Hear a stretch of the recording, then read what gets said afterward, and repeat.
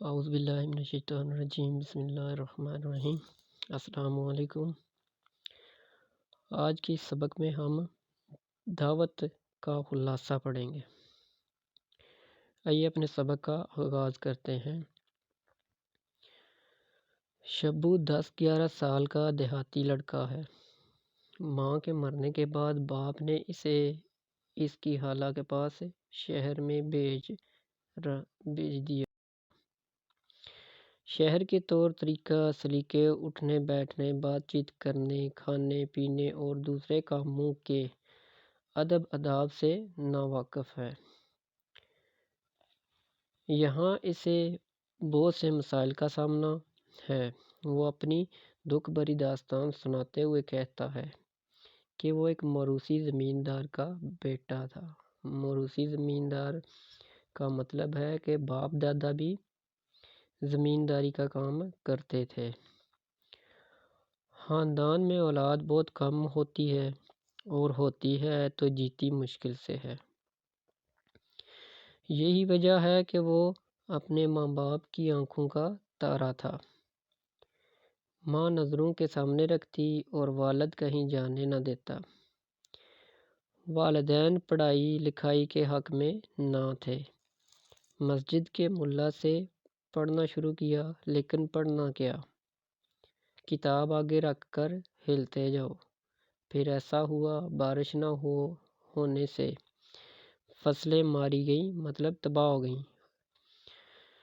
والد بنیے کے مقروض ہوئے۔ بنیا ہوتا ہے دال چاول بیچنے والا۔ اور ماں طاعون کا شکار ہو کر چل بسی۔ طاعون ایک وبائی بیماری ہے۔ شبو کا رو کر برا حال ہو گیا۔ ابا کو قرض اتارنے کی فکر تھی، لہذا فیصلہ ہوا کہ شہر میں خالہ کے پاس چھوڑ آئیں تاکہ شبو کا دل بہل جائے گا اور والد صاحب اطمینان سے کھیتی باڑی کر لیں گے۔ خالہ نے بہن کی نشانی سمجھ کر سینے سے لگایا۔ خالو ابا کی پرچون کی چھوٹی سی دکان تھی۔ ان کی اپنی اولاد نہ تھی، اس لیے وہ بہت زیادہ پیار کرتے۔ انہوں نے شبو کو مدرسے میں داخل کرا دیا۔ اب یہاں یہ مسئلہ کھڑا ہو گیا کہ جب شبو پڑھتا یا کوئی بات کرتا تو لڑکے ہنستے۔ گاؤں کا رہنے والا تھا، بھاری آواز، دندانے دار بولی جھٹکے لے کر پڑھتا۔ ماسٹر جی لڑکوں کو بہت ڈانٹتے، مگر وہ باز نہ آتے۔ بعض دفعہ ماسٹر صاحب خود بھی مسکرانے لگتے۔ تفریح کے وقت یا چھٹی کے بعد شبو کی نقلیں اتاری جاتی، کہکے لگائے جاتے، چھیڑ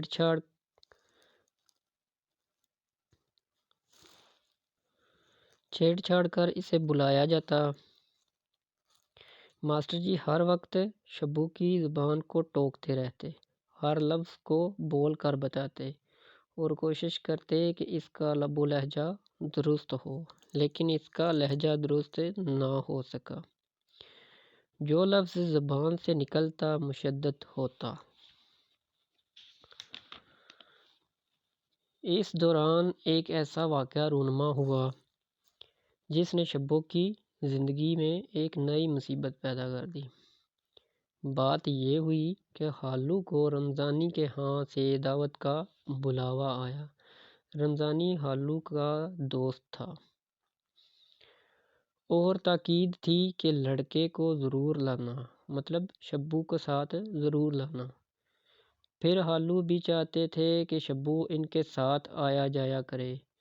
وہ جانا نہیں چاہتا تھا، لیکن خالو نے کہا کہ اگر یہ محفلوں میں جایا آیا کرے گا تو رشتہ ناتا ہو جائے گا۔ یوں تو شاید شبو دعوت پہ جانے پر رضامند نہ ہوتا، لیکن شادی کے نام پر چلنے کے لیے تیار ہو گیا۔ شبو نخاد ہو کر جلدی سے کپڑے پہن کر خالو کے پاس دکان پر پہنچا۔ پاجامہ الٹا پہنا ہوا تھا۔ خالو نے پاجامہ سیدھا پہنوایا۔ خدا کر کے دعوت کا گھر آیا۔ سارا مکان دعوتیوں سے بھرا ہوا تھا۔ کمرے میں 10-12 آدمی بیٹھے تھے۔ انہوں نے شبو کو اپنے دوست کے سپرد کیا اور کہا کہ دسترخوان بچھے تو اسے اپنے ساتھ بٹھا لینا۔ وہ خود دیگوں کے پاس جا کر کھانا نکلوانے اور دعوتیوں کو نمٹانے میں لگ گئے۔ شبو کمرے میں بیٹھ گیا۔ طاق پر 2-4 انگریزی کی کتابیں رکھی ہوئی تھیں۔ اس نے سمجھا ایلبم ہے۔ ایلبم کہتے ہیں تصویروں کی کتاب کو یا کاپی کو۔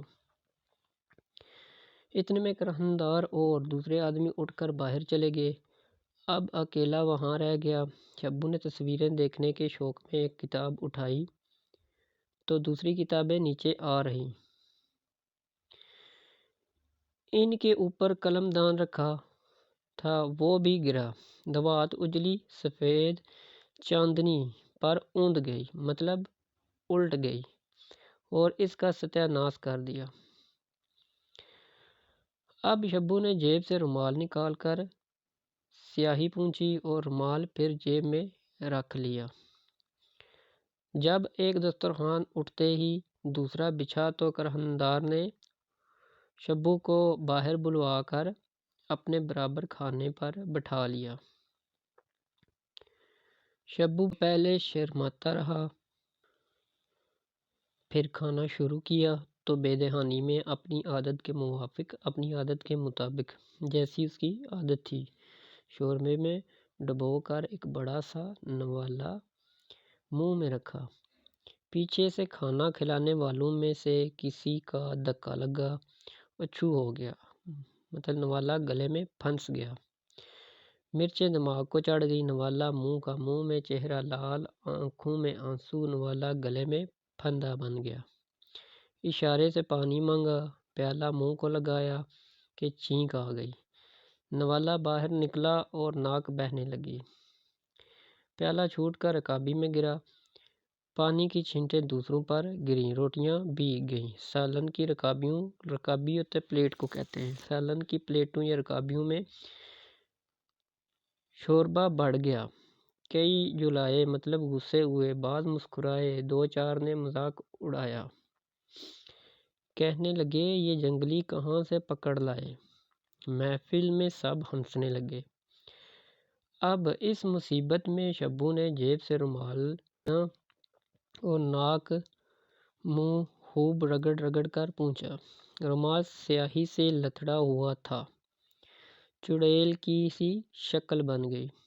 لوگوں نے کہکے مارے، لڑکوں نے تالیاں بجائیں۔ شبو حیران تھا کہ انہیں کیا ہو گیا ہے۔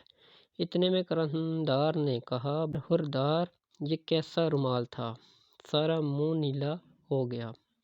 اب یاد آیا کہ رومال سے کمرے کی سیاہی پونچھی تھی۔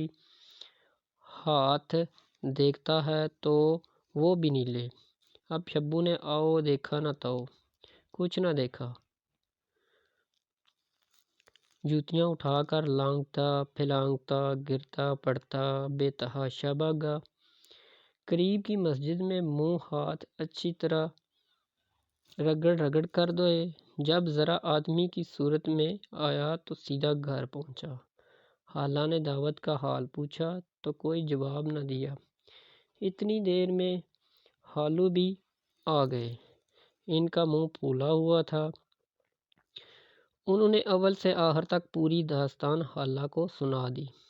اس پر وہ بہت ناراض ہوئیں، لیکن خالو نے انہیں سمجھا بجھا کر چپ کرایا اور کہا کہ پرائی اولاد کو اپنے پاس رکھنے کی بڑی ذمہ داریاں ہوتی ہیں، اس کی تربیت کرنا ہمارا فرض ہے۔ اس پر شبو نے سکھ کا سانس لیا۔ اسے اب یقین ہو گیا کہ سال بعد اس کی شادی ضرور ہو جائے گی، تاہم یہ ڈر ہے کہ پھر کہیں دعوت نہ جانا پڑے۔ وہ بے شک لے جائیں، مگر شبو نے ٹھان لی ہے یا دعوتیں نہیں یا وہ نہیں، دعوتوں نے اسے کھایا یا اس نے دعوتوں کو کھایا۔ ہمارا آج کا